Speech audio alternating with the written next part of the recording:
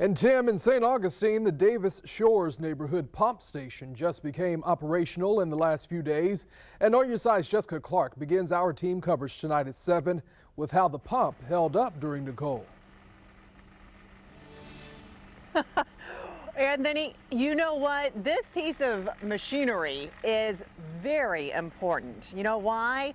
This piece of machinery, a lift station if you will make sure that when you flush the toilet, all of what's going down the drain is going to go where it's supposed to go, to the wastewater treatment plant and nowhere else. So you'll want this to continue working, right? Well, when St. Augustine has had flooding conditions based on, or coming from different storms and whatnot, pump stations that were on the ground were flooded and did not work properly. So for the past couple of years, the city of St. Augustine has been elevating them, putting them way up high so that when this area floods, and believe me it did, that they will stay operational. Just to show you, this is the water line from here in the Davis Shores neighborhood in this area of Coquina Road. And this is one of the lower lying areas of St. Augustine. So certainly had that lift station been on the ground where it used to be, it would have had some problems, right? Well, during Hurricane Ian, this project was not complete.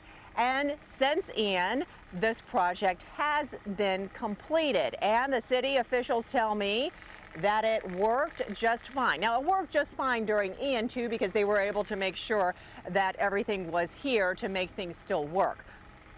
But the folks who live in the neighborhood are concerned because they say that they smelled a distinct odor of diesel.